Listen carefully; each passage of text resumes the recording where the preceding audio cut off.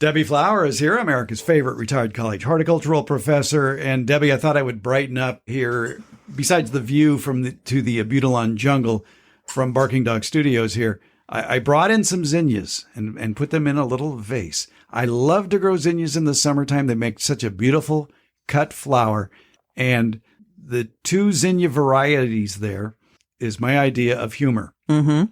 It's a movie title. Mm-hmm. I'm letting people guess. Okay. All right. No, it's Crouching Tiger and Hidden Dragon. So there. Very good. Yes. Yeah, zinnias are a native of the Western Hemisphere, of the Americas. They're relatively heat and drought tolerant. And what's interesting, according to Johnny's Seeds, and they sell a heck of a lot of zinnias, the greatest profusion of blooms occurs when day length is less than 12 hours, but they will flower regardless of photoperiod. So I guess here in July and August, the best is yet to come because we're still a little over 12 hours of daylight. Yes, we are. So it'll continue its bloom long after summer goes away. Right. If the weather cooperates. Right. If it stays warm enough. Yeah. They're such happy flowers. They're so colorful. They come in almost every color of the rainbow. They come in different sizes, different types of petal arrangements. There's a lot to offer. Small flowers, big flowers, pom-pom type flowers, daisy-like flowers, several rows of petals. Yeah. As too, like one of my favorites is Zowie Yellow Flame, which is, to me, one of the most perfect cut flowers, too. It's a good size for really small vases, too. Mm-hmm. Yeah, this is Crouching Tiger, Hidden Dragon. These 2 vases are petite, and the flowers look great. Mm-hmm. So far, so good. Yep. When is the best time to pick zinnias for if you're going to bring them indoors? During cool weather. So in the morning. In the morning, and that's true of a lot of flowers. I actually use that as a rule of thumb for picking flowers off of anything, is I like to do it in the morning. Plants make their own food, and then it travels around in the plant, and they'll do what, they'll make hay while the sun shines, basically. Mm-hmm. They'll do lots of making of plant food when the sun is up, and we'll spend less time moving that food around. In the evening and night, when there is less or no light, they will move the food to parts of the plant that need it. And flowers that are not green are not making their own food. And so they have to get it from the rest of the plant. And so they'll be most full of plant food in the morning, after the plant has had a chance to move that food into them. And so as a cut flower, they will last longer. Well, we're going to go on a scenic bypass right here. Because all right. What you were describing did not, but you could have used the phrase food packets. Okay. And you mentioned that back in Yes. episode 339, and you mentioned food packets in plants. And I made a note to myself, ask Debbie what a food packet is. A food packet is just a bunch of plant food that the plant has made. The plant takes sun and water and oxygen and then converts it to carbohydrates. It's a molecule. A carbohydrate is made up of molecules. So a food packet is a molecule of carbohydrate that can move around the plant. Parts of the plant don't make food. And those are the roots, and then things like the flowers and the fruit that are not green. And they depend on the rest of the plant, the green parts, to make the food for them, and then they receive the carbohydrate molecules as food packets. By the way, episode 338 that I was referring to, where Debbie talks about food packets originally, I'm sorry, that's episode 339 that she's talking about food packets. It had nothing to do, you would never know by the title, that's why these scenic bypasses can be confusing sometimes. Episode 339 is how to water clay soil. So somehow you worked in food packets into that discussion. Yeah, I'm always thinking about stuff like that. Okay, all right. So 339 is, again, entitled How to Water Clay Soil and More Clay Gardening Tips. And I guess food packets is part of that. All right, don't ask me why. So zinnias perform best, I would imagine, at least in my experience, where they get full sun. Right. Yeah, so they're a full sun plant. Yes, they are. And apparently they can take the heat, too. Yes. Because I notice in these barrels out there that you can see where I grew one tomato plant, which has already died, and I yanked it, but that was part of the plant anyway. I've got popcorn growing, and in the third barrel, I've got zinnias growing. Several. Yeah, and I planted more there because that was also the barrel where I had the Bush Early Girl tomato plant growing that did what it was supposed to do. Give me an early crop of tomatoes and then go ka-thunk when the weather got to 100 degrees. And that's a good thing to do. I still have the Bush Early Girl in the ground, and we had 111 or more last week. and if the fruit fried. So yeah, get it out before it hits 100. Yeah. And so I just planted more zinnias and because why not? Earlier today, I was watching a hummingbird visit them. Good. Which is lots of fun. Yep. That, to me, maybe it's because I don't like moving as much as I used to, and I just like to stare at plants now. Yeah. And one of my favorite California natives to stare at on a warm summer day is the California buckwheat.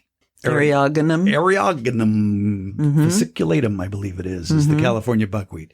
The amazing number of pollinators and beneficials that visit that plant. Yes. All the different varieties of bees, species of bees, and other critters that are there. It's just amazing what a peaceful world they all live in, that they can share that territory. Right. Yes. That's what always has amazed me about the insect world is there isn't that much selfishness going on. They don't mind sharing. Right. Yeah. That's my thought for the day. Anyway. Wish we were more like them. Reminds me of the 10 days or so I spent in South Africa. And, you know, we've seen a lot of the animals that we see wild in South Africa. We've seen them in zoos. And, you know, zebras are in one place and giraffes are in one place. But the animals, when allowed to mix, you'll have a group of zebras mixed with a group of ostrich or something. And that just struck me as, oh my gosh, I never thought of this before. Yeah. Same thing with the insects. Right. Yeah, I guess so. They hang around peacefully together. Okay. It reminded me of a local story that made the news about a donkey that disappeared from its home outside in the foothills and that lived northeast of Sacramento in a town called Auburn or outside Auburn. And the donkey disappeared, and somebody found the donkey 5 years later, living with a a group of elk. Well, that's nice. Yeah, so we can all get along. Yes, we can. All right. So we should try harder to do that. Meanwhile, back in the zinnia land, they like well-drained soil rich in organic matter. There are very few plants that don't like soil rich in organic matter. Right. And a low pH, 6.0 to 6.5, which surprised me. Well, that doesn't surprise me. I think your view on pH depends on where you first learned about it. I first learned about it on the East Coast in New Jersey, which got 43 inches of rain, and lots of rain tends to lower natural pH. And so I was taught in my horticulture classes at Rutgers, the State University of New Jersey, that 5.5 to 6.5 is what we should strive for in our pH in our garden. Then I moved to California and I got my master's degree in horticulture, and I'm told, no, 7. It's got to be 7. So there's a range in there that works. Or it's plants that can adapt. Yes. There are plants for all of those pHs, yes. Yeah. Avoid overhead irrigation as it may damage the flowers by causing spotting or may splash soil onto the foliage and promote disease. Drip irrigation is recommended. I don't like the idea of using plastic mulch to increase soil temperatures, but that's what Johnny says. It's suggested. Yeah, I don't either. But in places where, you know, if you wanted to grow these in Alaska, you could, but you'd have to wait a really long time for the soil to naturally warm up. All right. So in that case, then. Yeah. Season extenders is a big topic in a cold place like that. Support is not necessary in higher latitude locations as the plant height remains moderate. That is, you know what I owe that to? That statement earlier that Johnny's had about it doesn't tend to flower in periods of 12 hours or more. And what do you have up in Alaska right now? The sun's out till 11 p.m. Yes. So maybe that's interesting. Go figure. A layer of horizontal support may be necessary to keep stems upright in long season areas and areas with high wind and rain. So plant them on a trellis or a tomato cage. Yeah, a tomato cage, yeah. Yeah, I like the idea of these alleged tomato cages that they sell at the big box stores. The little ones. The little ones that won't hold a tomato. I call pepper cages, but it'd be perfect for a large zinnia. Yes. So there's that. Johnny's recommends for an extended harvest and a constant supply of fresh blooms, sow every 2 weeks through early summer. And that's something I need to get better about is succession planting. If I were in the business of selling cut flowers, you would absolutely have to do that. So you have something in bloom all the time. They like to be germinating when the soil is at least 70 degrees. You plant 2 seeds per foot in rows 9 to 12 inches on center and cover lightly but firmly with soil, but you would do it differently. I wouldn't put, if it was fresh seed, I wouldn't put the 2 seeds. What if it was stale seed? Well, I come in and plant it later. Thought you might mention vermiculite.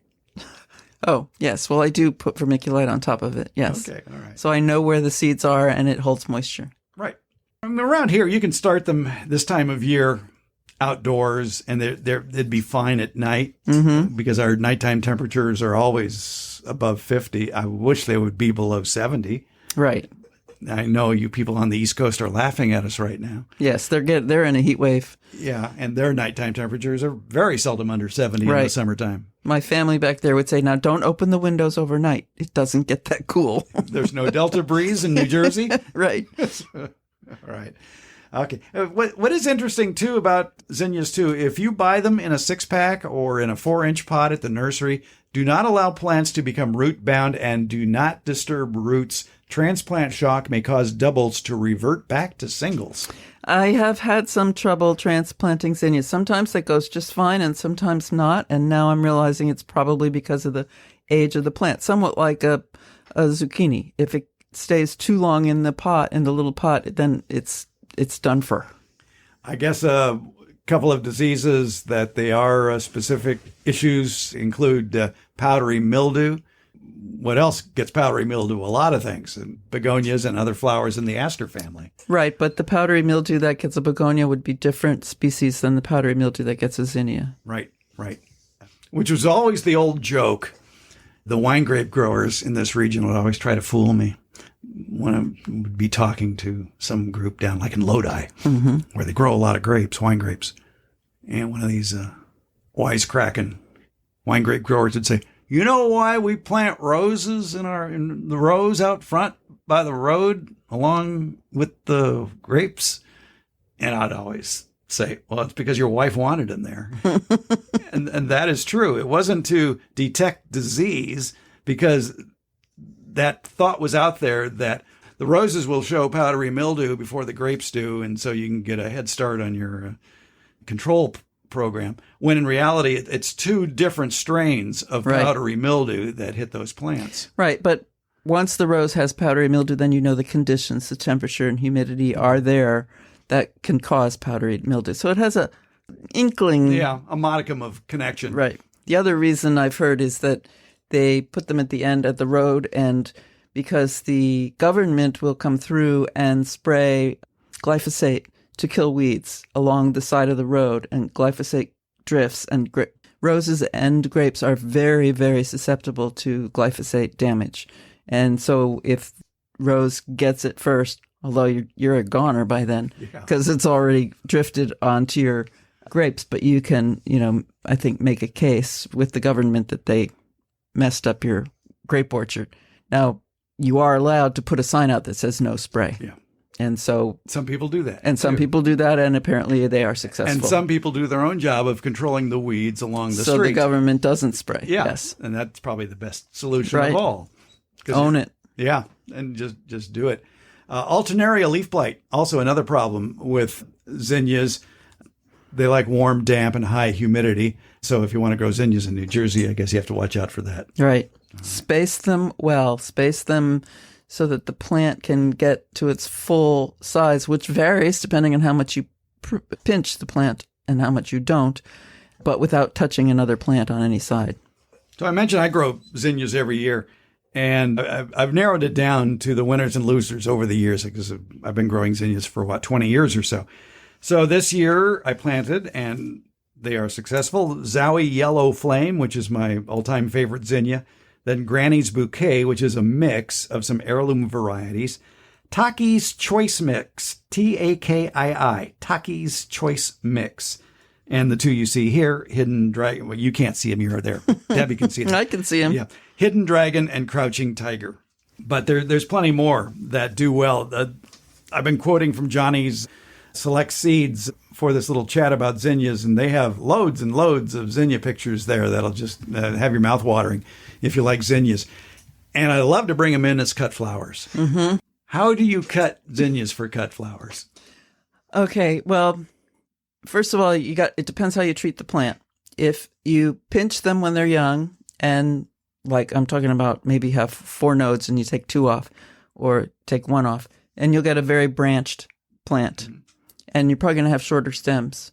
If you're growing them for you want tall stems, you don't pinch them so much. But in either case, the flower is going to occur on the top, and it has kind of its own stem, sticks right out of the top of the plant. And you want to go down a few nodes. Nodes are where the leaves are attached.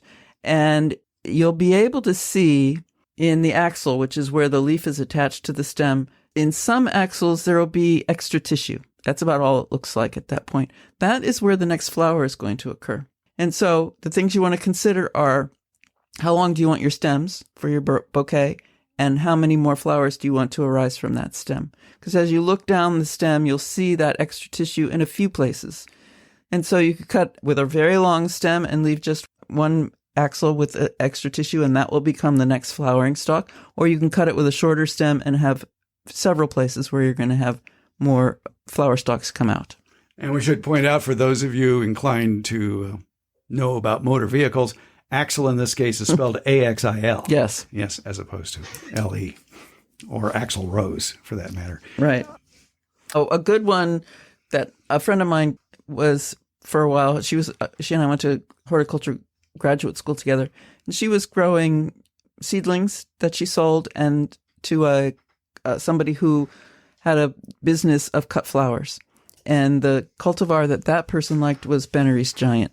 Yeah, that's also part of Johnny's lineup too. Yes. That's really the best way to choose your zinnias is go to a site that's selling zinnias that has pictures of the zinnia so you can get a better idea of what the flower looks like.